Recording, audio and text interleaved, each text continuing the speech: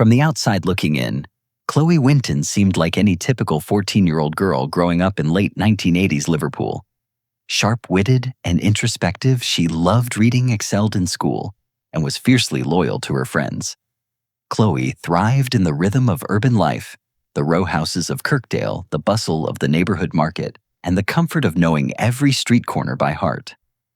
Her little brother Ben was just 8 years old at the time, a bright, excitable kid who lived for his Commodore 64 and Saturday cartoons.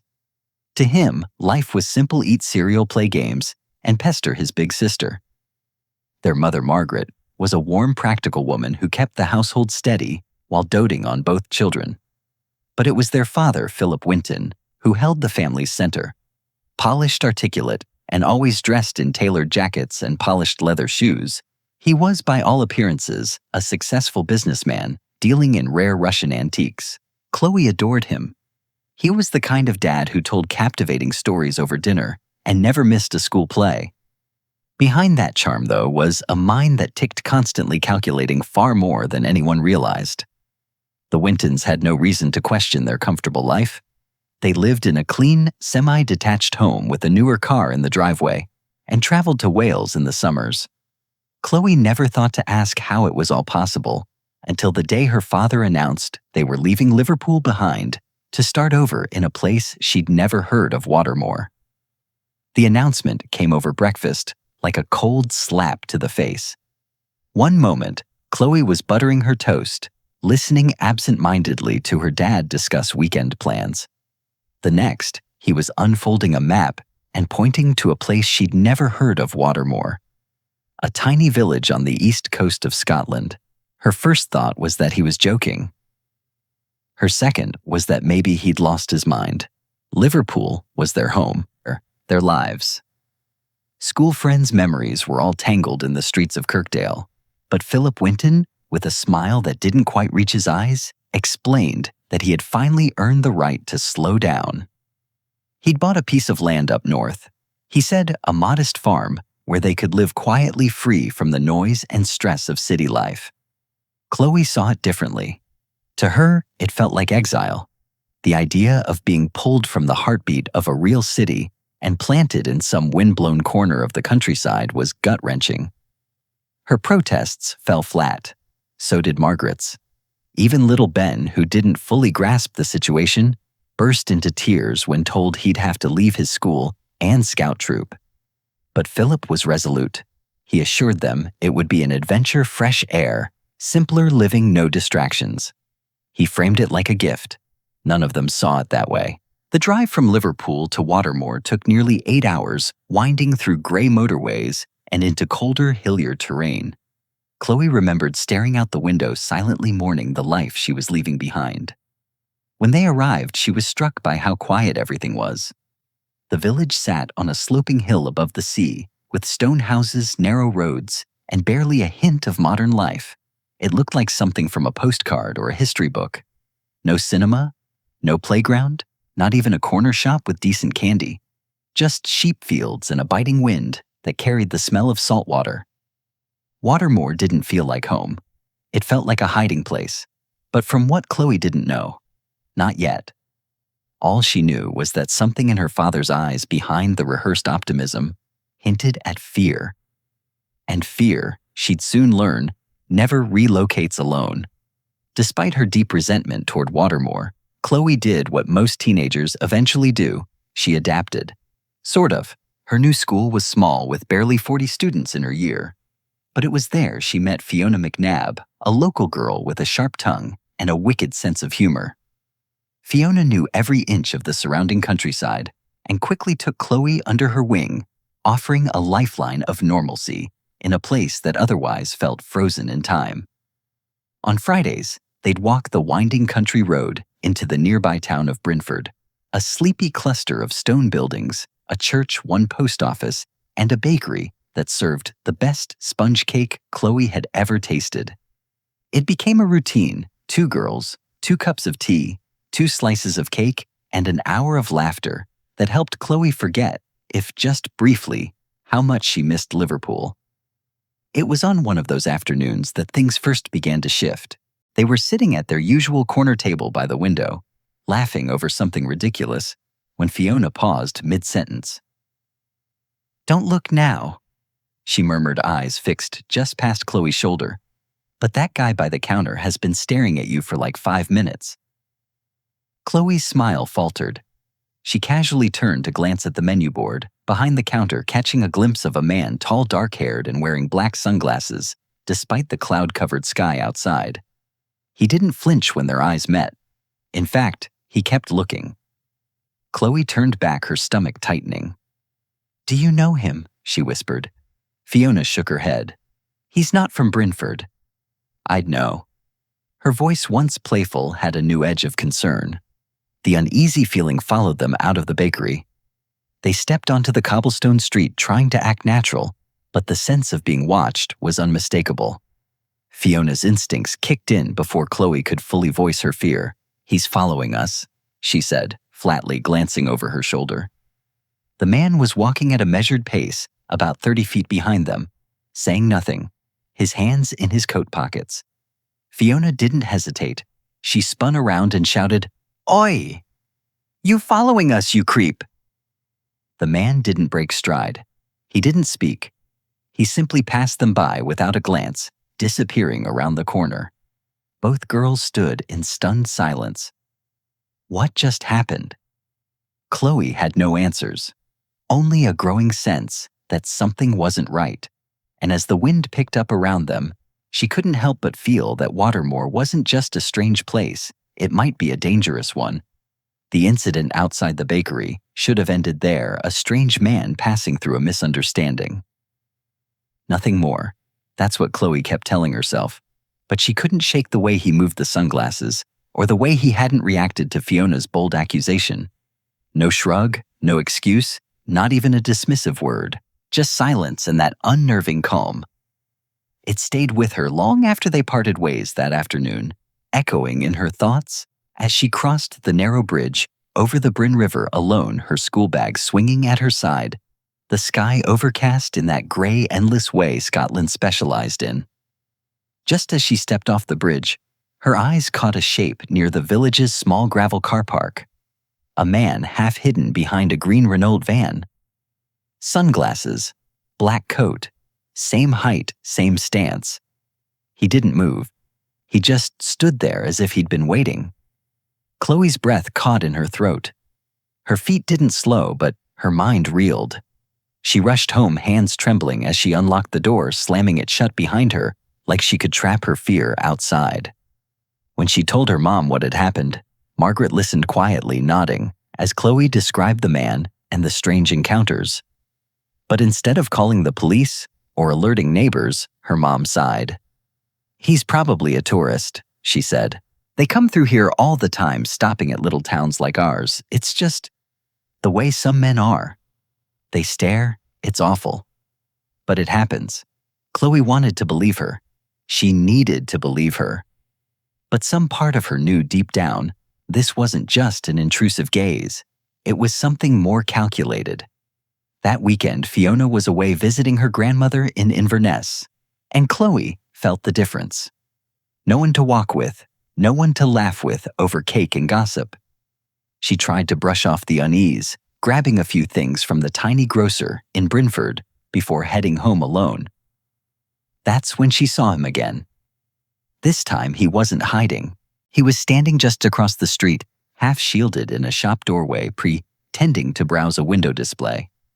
Chloe panicked, ducking into the coffee shop and dialing the only number that made sense, a local minicab service. By the time the driver pulled up in front of the bakery, the man was nowhere in sight. Relieved but shaken, Chloe climbed into the back seat. But as the cab rolled over the bridge and toward Watermore, she spotted something in the rearview mirror. A dark-colored sedan, trailing at a cautious distance. Her heart plummeted. The same car had been parked near the bridge days earlier. The driver chatted idly as they turned onto a narrow country road leading to the farm, but Chloe couldn't concentrate. Her eyes flicked between the side mirror and the road ahead. As they neared her house, the car behind them slowed, pulling off into a small pullout across from the field. Chloe squinted. Behind the wheel, him, Same jacket, same sunglasses, but this time there was something new. A smile. A slow, creeping smile, like he knew exactly what he was doing. Like he'd won something. The moment the cab stopped, Chloe jumped out, bolting to the front door. Her mom opened it before she could even knock. "You're white as a ghost," Margaret said, concern tightening her features. I think he followed me," Chloe whispered. And for the first time, her mother's smile faded. That easy dismissal from earlier vanished. She glanced past Chloe's shoulder toward the road, and her face went rigid.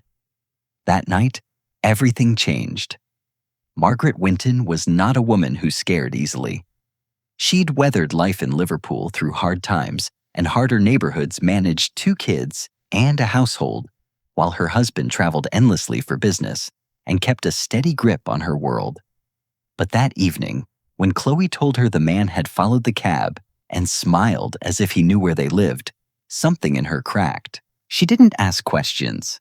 She didn't try to soothe Chloe with the same old lines about nosy tourists or weird drifters. Instead, she closed the curtains, double-locked the front door, and told Chloe to stay close while she called her husband. Philip was home unusually early that day, tinkering with a cabinet in the barn he'd recently converted into a workshop. Chloe sat in the kitchen while her mother stepped outside to get him her tea. Untouched, her legs curled beneath her on the chair like a child bracing for thunder.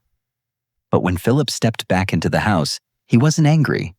He wasn't even surprised. He was pale, visibly shaken, like a man who'd just seen a ghost and wasn't quite sure it hadn't followed him home. "Tell me everything," he said quietly, kneeling beside Chloe's chair. She recounted every moment, how she'd seen the man in the bakery in the car park by the grocer, and now, finally outside their home. As she spoke, her father's expression didn't change much, but his hands gripped his knees tightly, knuckles white. When she was done, there was silence. She waited for him to say something, call the police, promise protection, assure her it would all be fine, but he didn't. Instead, he turned to Margaret and said, "We're leaving. Tonight." The air snapped like a wire pulled too tight. Margaret's reaction was immediate and explosive. "What do you mean we're leaving? What is going on, Philip?" She slammed her hand on the table. "Why is someone following our daughter?" "Who is he?" Philip didn't answer right away. He rubbed his face with both hands, eyes darting between them, clearly fighting some internal battle. And then, for the first time in Chloe's life, she saw her father cry. Just a single stifled sob, but it cracked the entire illusion of control he'd carefully constructed. Chloe was sent upstairs with Ben told to pack a bag with everything essential and not to come back down until called. She obeyed, but curiosity gnawed at her. She crept out of her room a few minutes later and stood at the top of the stairs, listening through the crack under the door. The argument between her parents raged in harsh whispers and muffled sobs. Chloe couldn't make out every word, but she heard her mother's voice shaking, demanding answers, and her father's voice cracking as he tried to give them. Something about Russia, something about danger, and a phrase that stuck in Chloe's mind like a hook. "They've found me." Margaret's sobs turned from rage to heartbreak. "You promised," she wept. "You said we were safe here. You said you left that all behind." Chloe didn't know what that was. Drugs, debt, something worse, but she did know that her mother, usually the calm in any storm, was now a wreck, and her father, the rock of their family, was falling apart like a man watching his past catch up in real time. Within the hour, the house was in chaos. Suitcases were stuffed, drawers emptied, photo frames pulled from walls. Margaret barked instructions with an urgency that made Ben cry. Chloe tried to soothe him, even though her own hands were trembling. Philip loaded bags into their old Range Rover, every movement rushed but methodical. No one spoke much. There wasn't time. As the car pulled away from the farmhouse and into the dark, winding back roads of rural Scotland, Chloe looked back once. The house that had never truly felt like home disappeared behind them, swallowed by night. But something else lingered, an overwhelming sense that this wasn't just about a move. It was an escape. And though Chloe didn't understand the full truth just yet, she knew one thing: her father wasn't who he said he was. And whatever secrets he'd buried in Liverpool hadn't stayed buried for long.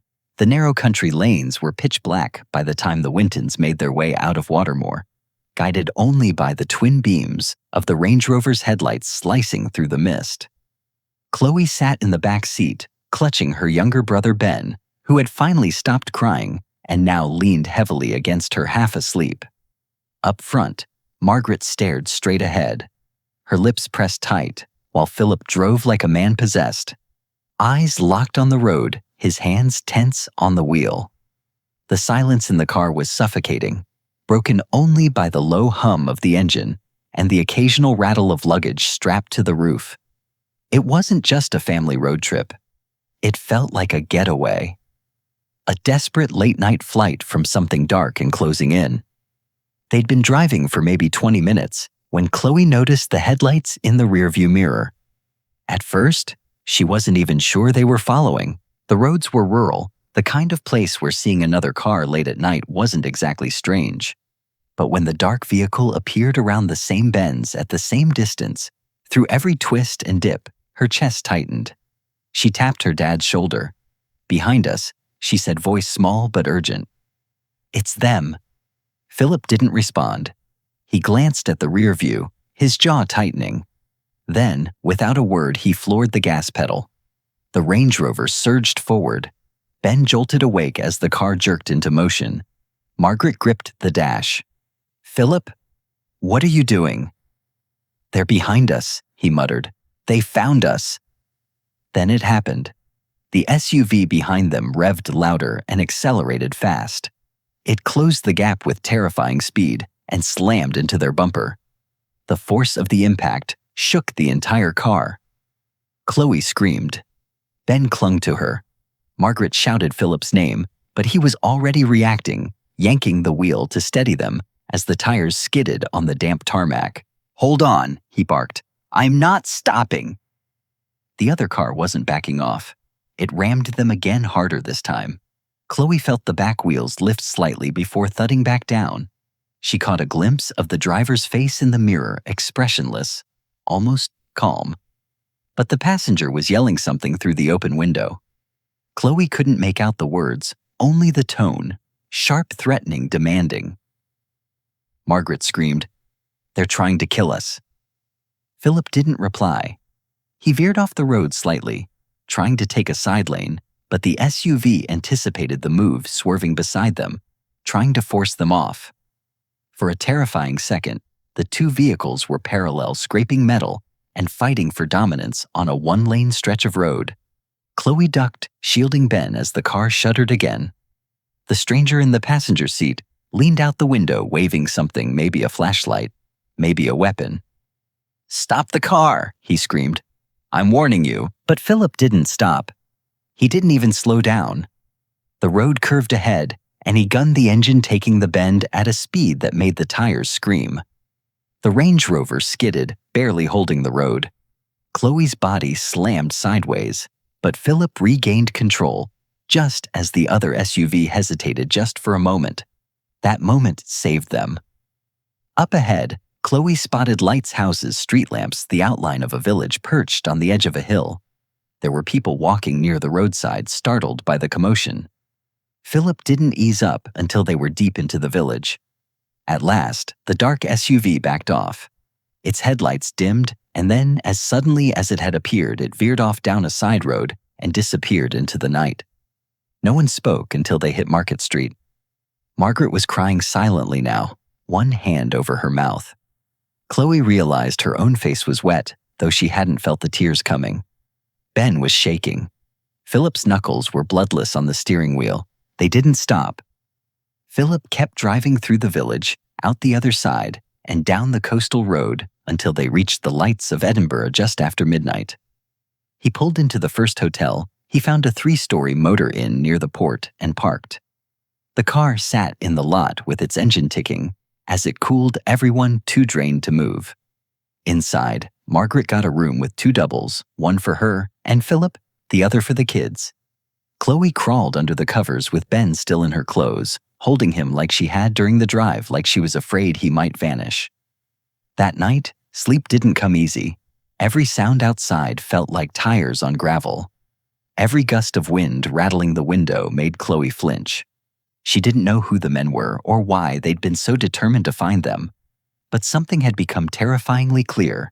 Whatever her father had been involved in, whatever he'd been running from, had just caught up. And it wasn't finished yet. In the weeks that followed their frantic escape to Edinburgh, the Wintons drifted through a haze of uncertainty.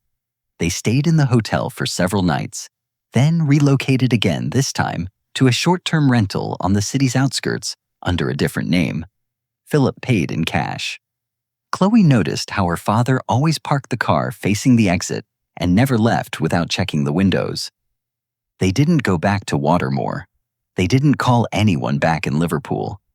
And most importantly, they didn't talk about what had happened, at least not directly. It was as if acknowledging it would make it real again. It wasn't until years later that Chloe finally learned the full truth.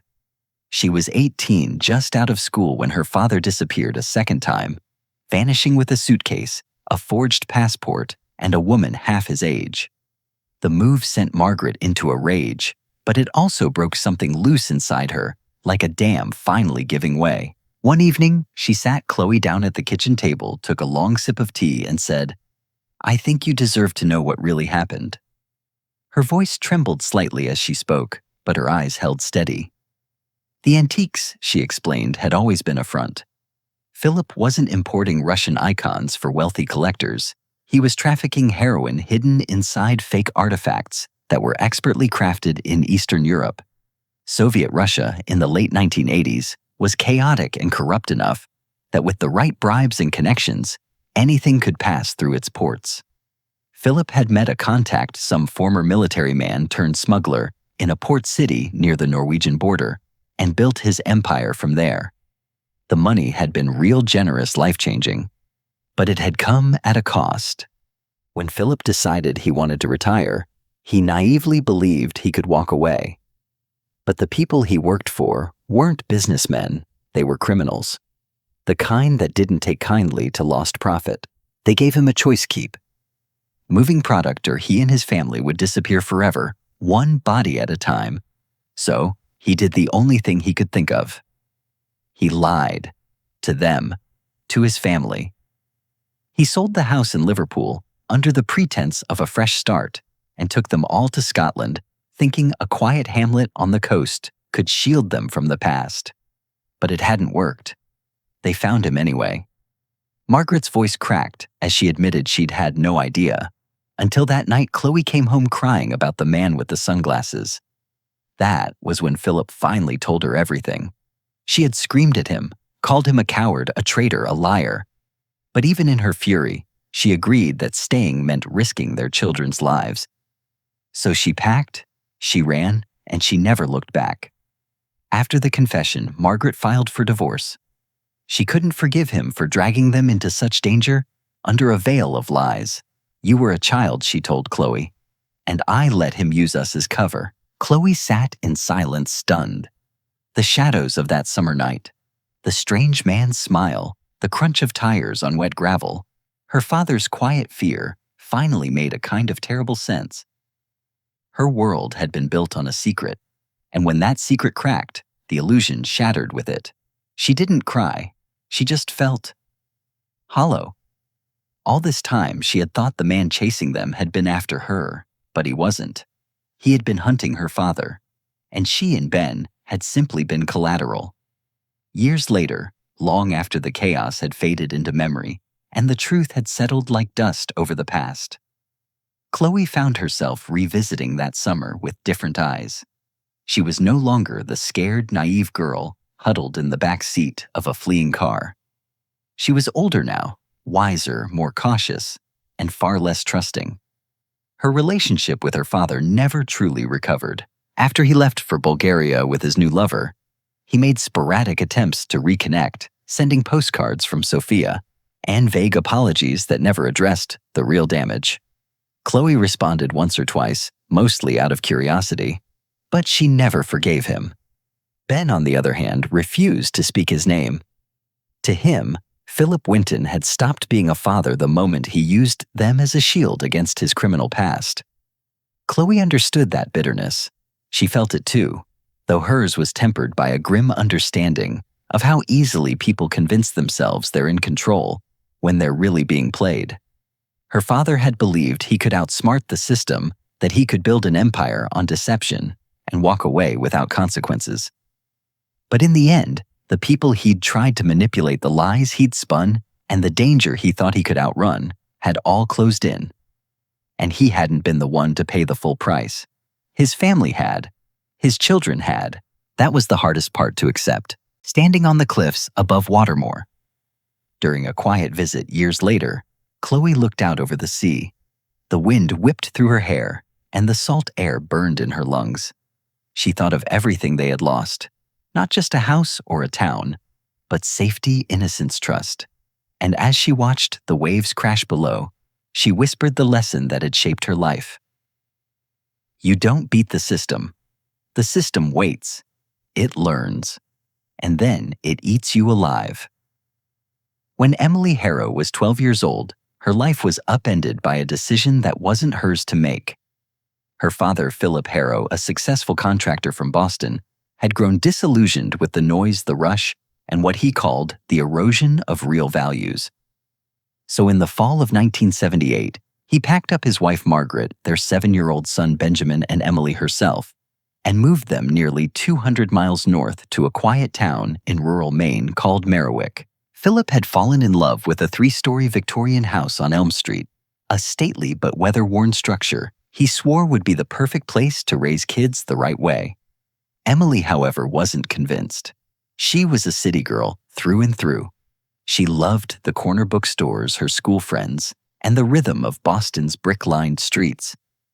To her, Merriwick seemed like a place frozen in time where sidewalks cracked beneath old roots and everyone waved like they knew your entire family history. But as much as Emily resisted the move, she wasn't the kind to fight her parents. She bottled up her frustration even as they drove up I-95 past bare trees and lonely gas stations. At first glance, Merriwick seemed picturesque tree-lined avenues, tidy porches, and streets so quiet you could hear the leaves scrape along the pavement. But there was something about it too quiet, too tidy, like a diorama of small-town charm designed to hide the dust beneath the surface. Emily had no idea then that this move would mark the beginning of one of the strangest, most terrifying chapters of her life. One that would force her to question not only her new friends and neighbors, but the very fabric of what made a community safe. From the very first drive into Merriwick, Emily couldn't shake the feeling that the town was a little too perfect. Nestled among the autumn-drenched woods of northern Maine, it was the kind of place you might expect to see in a jigsaw puzzle: steepled churches, crisp white fences, and American flags fluttering from every porch. But beneath the postcard exterior, there was a stillness that unsettled her. It wasn't the peaceful kind of quiet you get in the countryside. It was the kind of silence that listens back. The Harrow family's new home stood proudly at the corner of Elm and Bramble Street, a creaky old Victorian with green shutters peeling trim and a front porch swing that groaned like it had secrets. It had been unoccupied for nearly 5 years, though no one seemed to know why. The real estate agent chalked it up to bad timing, a few failed offers, and the usual small-town hesitation. But Margaret Harrow, Emily's mother, noticed quickly how the neighbors were polite but vague whenever the house came up in conversation. They called it the Elm Place, never the Harrow House, and never offered much more. The town itself was small, about 1,300 people on the last census. There was no McDonald's, no movie theater, not even a traffic light. The center of activity was a faded white gazebo in Merriwick Common, where the townspeople held monthly potlucks, quilt raffles, and the annual harvest parade. There was one school, one diner, one general store, and a town library that closed at 300 p.m. sharp every day. On the surface, it was wholesome, almost impossibly so. But even in her first few days, Emily sensed that something about Merriwick was too scripted, like the smiles came half a second too late, like the conversations paused just a little too long when someone mentioned outsiders.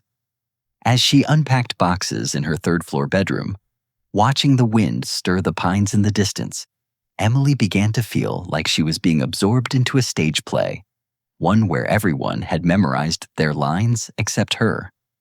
She didn't have words for it then, but years later, she would describe it as a kind of beautiful wrongness, like a song that sounds right until you realize the melody is off. In Merriwick, everything looked exactly how it should, but nothing felt like it should. Despite her unease, Emily tried her best to settle into life on Elm Street. The days passed in quiet, measured rhythms: school dinner, unpacking, and early nights under thick quilts that smelled faintly of pine.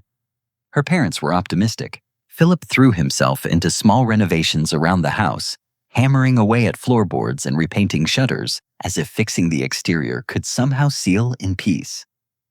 Margaret made friends faster than expected, hosting a small afternoon tea within the first week, complete with lemon bars and coffee brewed strong enough to impress the locals. For Benjamin, the move was an adventure. At 7, he was fascinated by everything bugs. On the porch, the forest behind their backyard, the fact that their mailman wore a wool coat, even on warm afternoons. Emily, on the other hand, was still unconvinced. But she was willing to try, and trying meant making friends. That Friday, just before dinner, there was a knock at the front door. Emily opened it to find 2 girls about her age standing on the porch. The older one had frizzy blonde curls and wore a denim jacket covered in enamel pins. She introduced herself as Clara Langley, 14. The younger girl, shorter and more serious, was Tess, 12, same age as Emily. They lived across the street and had seen her walking home from school. Tess held a basketball under one arm and asked if Emily wanted to come hang out at the courts behind Merriwick's elementary school. Emily hesitated, glancing back toward the kitchen, where the smell of roast chicken and thyme drifted through the house. But her mom appeared behind her, smiling, and encouraged her to go. "Just be back before dark," she said. And with that, Emily stepped off the porch and into the world of Merriwick's children. The basketball courts were a 10-minute walk down a cracked sidewalk lined with dying maple leaves. The girls passed a rusted swing set, a shuttered snack shack, and then veered behind the school to a wide-open clearing.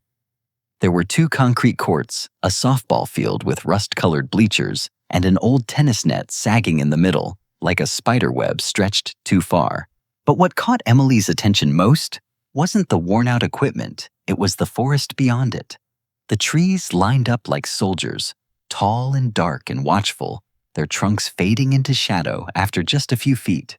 There was something about that tree line that made Emily's skin crawl. "That's the woods behind Ashgrove Flats," Clara said, noticing Emily staring. "We don't go past the trees. Ever." "Why not?" Emily asked. Tess's tone was matter-of-fact. "Because of Miles Fenwick." That was the first time she heard the name. It would not be the last.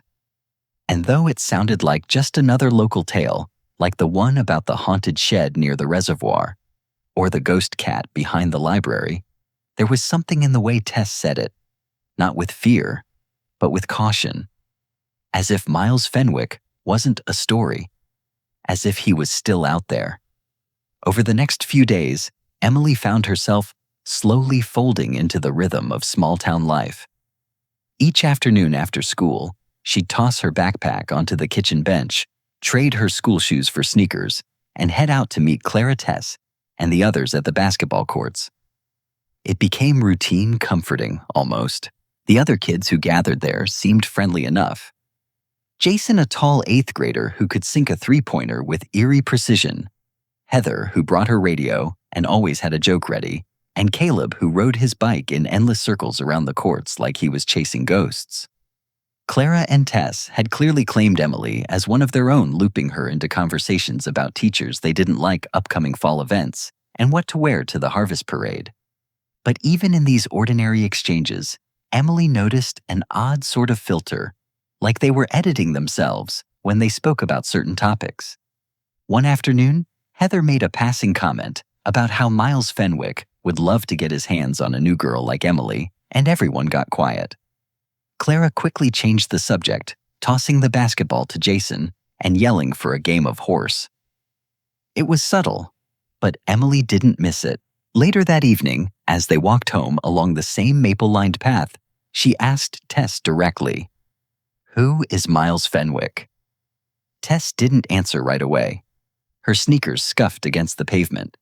"He's bad news," she finally said. "He lives over by Ashgrove Flats in the woods past the tree line. Everyone knows not to go near there." Emily raised an eyebrow. "But why?" Clara jumped in before Tess could answer. "Let's just say, Miles doesn't like outsiders. He's been known to make problems go away." The vague warning hung in the air heavier than the breeze that rustled through the birches. Emily didn't know whether to laugh or feel afraid. The name Miles Fenwick had the weight of something rehearsed, something repeated so often it became truth, at least to those who believed in it. But beneath that name, she sensed something deeper, something colder, something no one wanted to admit out loud. And somehow, Emily already knew she hadn't met the real Miles Fenwick, but he had already heard of her. It didn't take long for the name Miles Fenwick to sink its claws into Emily's imagination. After that night, she began to hear it more often: whispers from kids on the school bus, murmurs exchanged behind locker doors, and casual warnings disguised as jokes. No one ever gave a full explanation of who he was or what exactly he'd done, but everyone knew. It was as if knowledge of Miles was a local inheritance passed down like an heirloom only to those born in Merriwick. Emily, as a newcomer, had only just begun to unpack it. From what she gathered in bits and pieces, Miles Fenwick was said to be around 15 years old, though no one had seen him at school in years. Some said he had been expelled for lighting a science lab on fire. Others claimed he was never officially enrolled at all, just a name on a police blotter and a shadow near the woods. His home was supposed to be Ashgrove Flats, the rundown apartment complex beyond the woods at the edge of town. Kids claimed they could see his window from the tree line, lit up red at night like a warning light. But no one ever admitted to walking far enough to know for sure. According to Clara, Miles had been nothing but trouble since he was old enough to ride a bike. She said he once threw a rock through the window of Merriwick's only church during Sunday service. Tess added that he'd been caught trapping squirrels and tying fireworks to their tails. Jason swore he'd seen Miles skin a raccoon in broad daylight. Of course, none of these tales had witnesses, at least none who would step forward. That didn't stop the stories from spreading. In fact, the vaguer the accounts, the more fear they inspired. The more Emily heard, the more conflicted she felt. There was something too perfect about the consistency of the legend. Like every kid in town had memorized the same script. The way they spoke about Miles wasn't like how kids talk about a real person. It was more like how they talked about the boogeyman. And yet the fear felt genuine. Clara's voice got tight when she brought up his name. Tess kept her eyes fixed on the ground. Jason would always glance toward the woods after talking about him, like half expecting Miles to appear. Even adults, oddly enough, seemed to play along. When Emily mentioned Miles at dinner one night, her father raised an eyebrow and muttered something about neighborhood rumors. But her mom stiffened, carefully changing the subject and reminding Emily to keep her distance from the woods. A few days later, Margaret dropped off a casserole to a neighbor across the street. Mrs. Langley Clara and Tess's mother, and when she returned, she mentioned how the woman had warned her about the boy by the tree line. No name was used, but Emily knew exactly who they meant. That weekend, a dead bird was found at the edge of the Harrows driveway. Its wings were spread out wide, its feathers soaked from rain, and its eyes, glassy and black, seemed to stare straight at their front porch. Margaret wanted to believe it was an accident. It probably flew into the side mirror of a car, she said, wrapping it in a towel before tossing it into the trash. But Emily wasn't so sure. Not when Tess told her on Monday that dead birds were Miles's calling card. A way of saying, "I see you." What disturbed Emily most wasn't just the bird or the rumors, or even the glances toward the woods. It was the realization that the stories about Miles weren't just warnings. They were instructions. Every kid in Merriwick seemed to live by them. Stay out of the woods. Don't talk back. Don't draw attention. Because in this town, Miles Fenwick wasn't just a person. He was a boundary. And crossing him meant you might not come back. Emily tried to brush it off. The stories about Miles Fenwick, the dead bird in their driveway, the long silences when his name was mentioned, it all felt like folklore amplified by a bored town's need for drama. But that logic didn't hold up for long, because the stories weren't staying stories. They were creeping into her real life, and worse, they were getting closer. It began one night just after 100 a.m. Emily woke to the sound of shattering glass downstairs. Her heart leapt, then froze. She heard the creak of floorboards in the hallway, followed by the familiar thump of her dad's boots hitting the ground. He'd taken to sleeping in his flannel shirt and jeans ever since Margaret had insisted they be ready for anything. Seconds later, the sharp click of the gun cabinet. Emily stayed in bed, holding her breath, until her father's voice echoed from the first floor. "It's okay," he called. "No one's inside. Stay upstairs." The next morning, she learned that someone had thrown a brick through the front room window.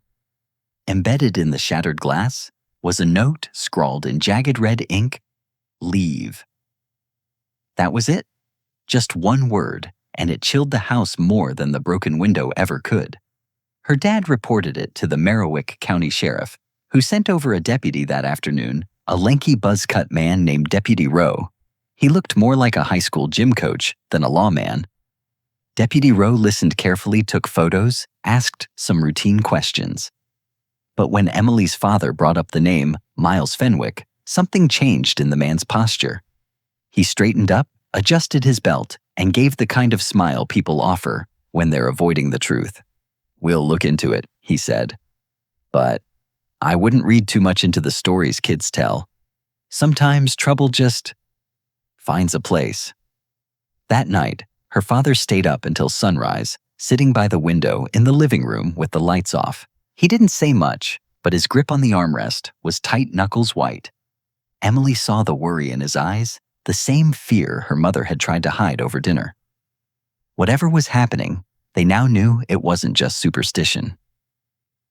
Then came the birds. A week after the window was smashed, Emily's father opened the front door to grab the morning paper and stopped cold.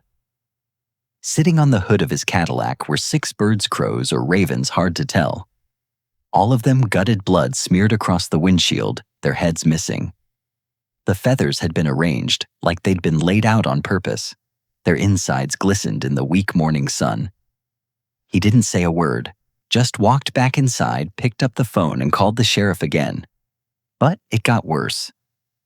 Later that afternoon, when her father tried to drive the car to the general store, he turned the key in the ignition and heard something odd, like air escaping, followed by a strange whine. Then came a sharp thump from beneath the car, followed by a burst of noise that sounded like a firecracker exploding in the tailpipe. When he rushed around to the back of the car, blood was dripping from the exhaust pipe.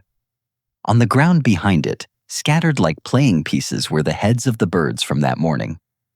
Even Deputy Rowe seemed shaken when he returned for the 3rd time. This is different," he said softly, crouching beside the bird heads, his face pale.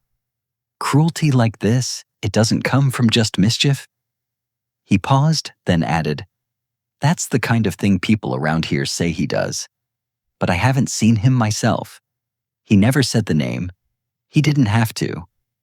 That evening, the Harrows parked the car in the garage for the first time. Emily noticed how her dad kept glancing out the window, and how her mom had begun double-checking the locks before bed. Even Benjamin had stopped asking to play outside. It felt like the town was closing in. 2 days later, someone knocked on their door just after breakfast. It was the mailman. Pale, nervous, his hands trembling as he pointed to something sitting on their front step, a red plastic gas can half full next to a box of matches. The message didn't need words. It was a warning, a promise, a line being drawn in gasoline. Her father slammed the door. "This ends," he muttered. "Now." But Emily already knew it wouldn't. The stories weren't just coming true. They were being performed, scripted, like someone in Merriwick wanted to be the legend. Or worse, wanted her family to play the victims in a tale that had been passed down for generations. And the scariest part, the more she looked at the faces around her, at the townspeople, her classmates, even her so-called friends, the more she realized they all knew the ending. After the gas can incident, the Harrows stopped pretending. Things would settle down on their own. The brick, the birds, the threats. None of it could be brushed off as teenage mischief anymore. The escalation was undeniable. Philip Harrow, once so determined to blend into small-town life, now walked the halls of their Victorian home with the quiet intensity of a man waiting for something to break. Margaret barely slept, taking to drinking her morning coffee by the window in silence. And Emily, who had once tried to laugh off the rumors about Miles Fenwick, could feel the dread sink into her bones. What disturbed her most was the realization that the people around her, those same friendly neighbors who had once dropped off pies and welcome baskets, were no longer acting quite so warm. Some barely looked the family in the eye anymore. Others offered stiff nods instead of conversation. Mrs. Langley, who lived directly across the street, hadn't waved in days. Even Clara and Tess had gone strangely quiet, offering only brief smiles at school and no invitations to the basketball courts. It was as if a signal had gone out, one the Harrows hadn't received, but everyone else had. Then came Friday. Emily was in the cafeteria with her tray of fish sticks and canned peaches when she noticed Stevie, a quiet boy who sometimes hung around the edges of the group at the basketball courts, sitting by himself. He looked nervous, fidgeting with a thread on his jacket. She slid into the seat beside him without thinking. "You okay?" she asked. Stevie didn't answer right away. He kept his eyes on the table. Then he whispered, "I saw him yesterday, out by the flats." He was waiting. Emily's stomach dropped. Miles Stevie gave a tiny nod. "He asked me if I was friends with the new girl." "He meant you." She blinked. "What did you say?" "I said yes," he replied. "Then he told me you were dead meat." Those words clanged like church bells in her ears. She sat frozen fork suspended in midair. "Did he say anything else?" Stevie nodded again, slower this time. "Said he was going to up the ante. Make sure you got the message." Emily left her tray untouched. She told her mom that evening, of course.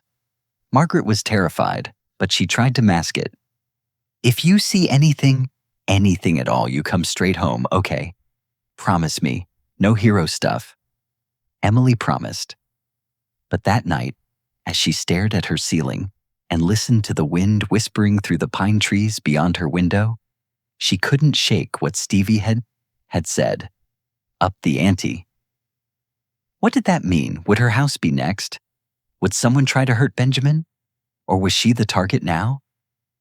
Still, she clung to one hope: Clara and Tess. They hadn't said much lately, but maybe they were just scared too. Maybe if she showed up at the courts again, they'd be there. Maybe the group would rally together and for once confront whatever was stalking her family. So the next evening, Emily laced up her sneakers, zipped her jacket, and stepped outside. Clara and Tess were waiting on the porch across the street, smiling like nothing had changed. "Ready?" Tess asked. Emily nodded, and together, they walked into the twilight. But even as her footsteps echoed along the cracked sidewalks and the courts came into view, she felt a quiet voice inside her whispering, "Something's not right." She should have listened to it. The basketball courts looked just as they always had.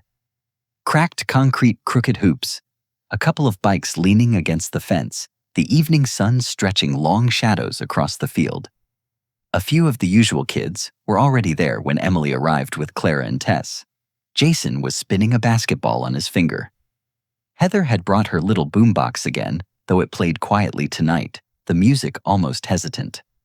Stevie was there too, standing off to the side, arms crossed, like he didn't quite want to be part of this gathering, but didn't dare leave either.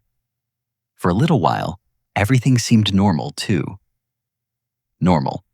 The group chatted aimlessly about Halloween costumes and who had gotten in trouble at school that week, but the laughter was thin, the rhythm off. Something about the whole evening felt rehearsed, like a scene they'd all run through before. Emily stayed close to Clara and Tess, but she noticed the way Clara's eyes flicked toward the tree line more than once. Tess kept wringing the sleeves of her hoodie. Even Jason, usually cocky and loud, hadn't made a single sarcastic remark.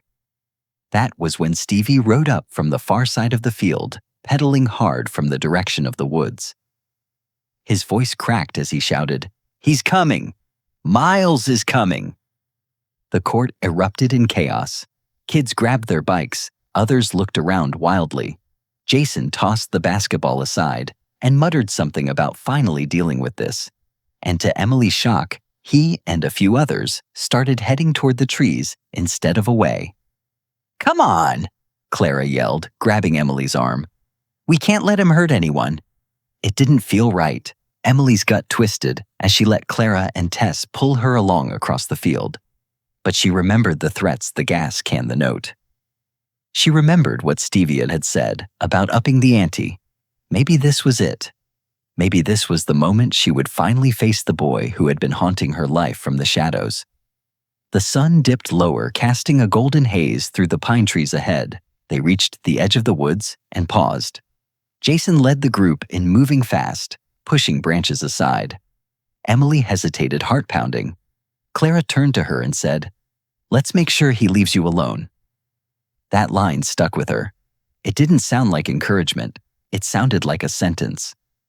They stepped into the woods. The deeper they went, the quieter it got. No birds, no wind, just the crunch of their sneakers on dead leaves and the occasional crack of a branch underfoot. The trees grew closer together and the golden light dimmed. Emily looked around and realized something terrifying. Jason and the others had spread out. She was suddenly alone with Clara, Tess, and a few kids whose names she barely knew. Then Clara stopped. "He's gone," she said flatly, turning to Emily. Emily blinked. "What?" "I said he's gone," Clara repeated. "You can relax." But her voice was wrong. Her tone was icy detached. Emily took a step back, glancing between the faces around her. They were all looking at her, not at the woods. At her. "What's going on?" Emily asked, her voice cracking. Tess didn't answer. Instead, she gave her sister a quick nod.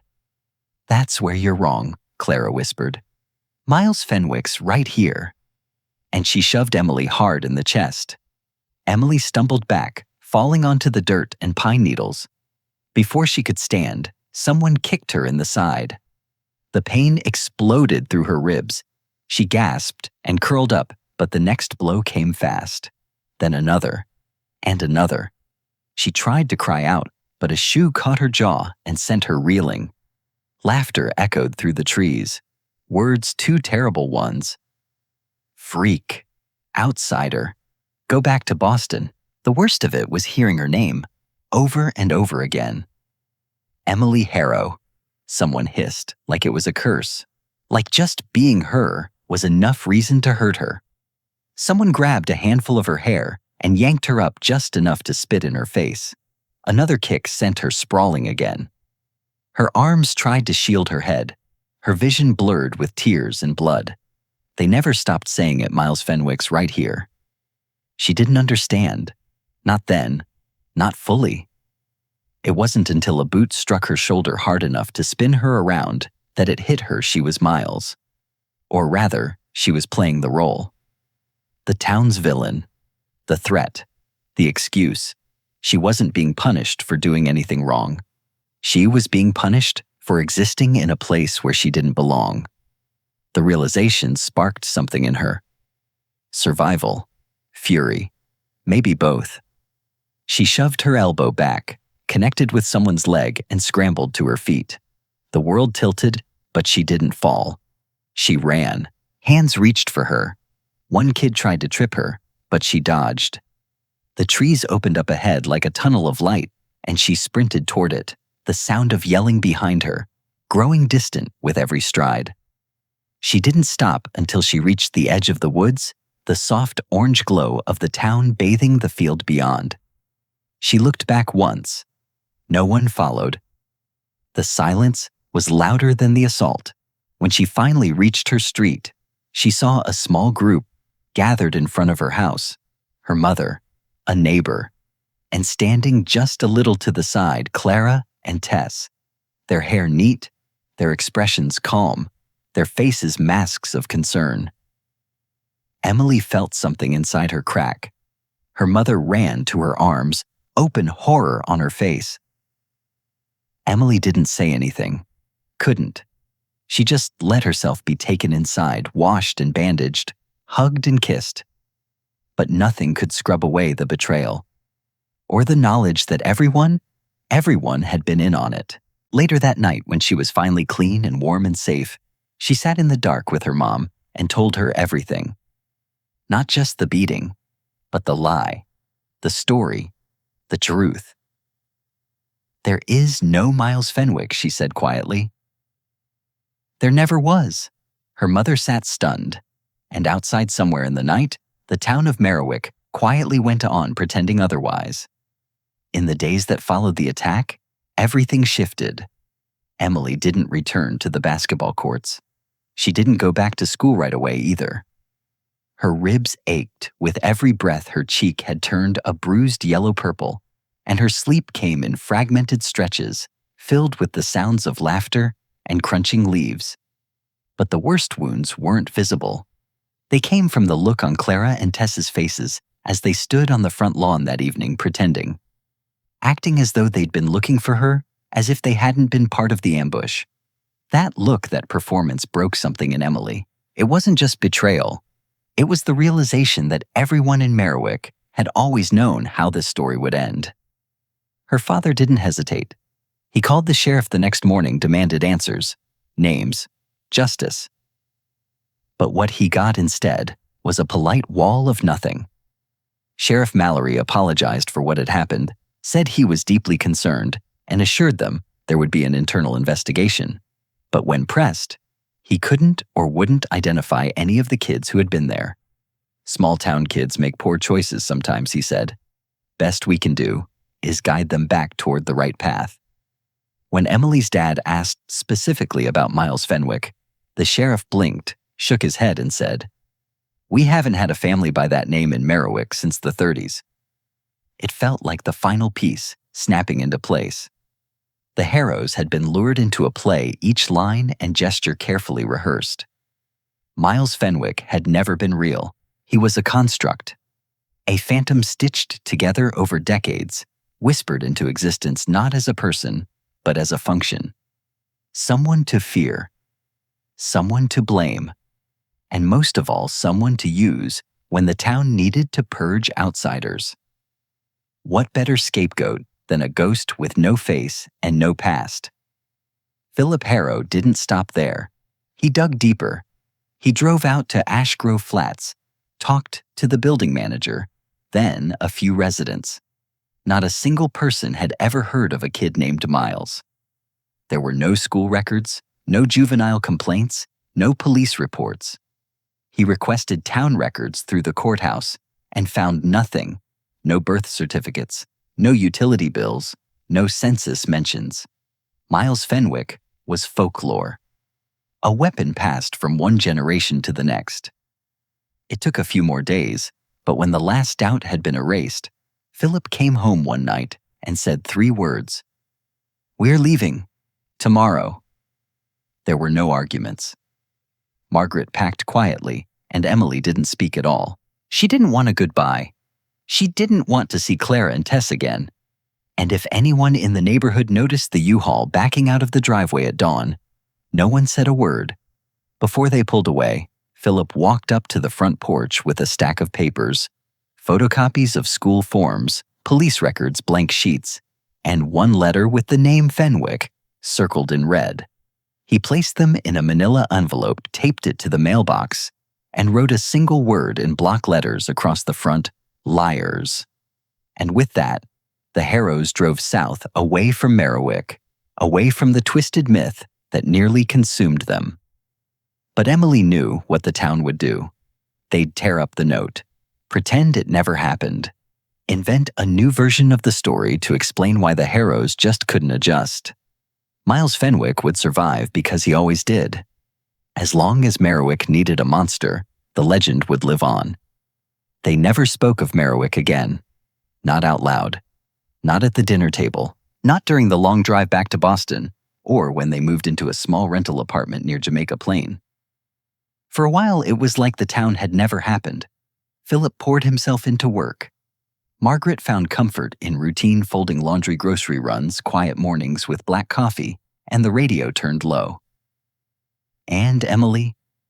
She tried to rebuild herself piece by piece, like a house that had been broken apart from the inside. The bruises faded. Her ribs healed. But what stayed were the memories. And worse, the silence that surrounded them. Years later, long after she'd left home for college, Emily would still catch herself glancing over her shoulder when walking alone at dusk. She'd think of pine needles under her sneakers, the distant echo of cruel laughter, and how a name, just a name, had once held the weight of an entire town's hatred.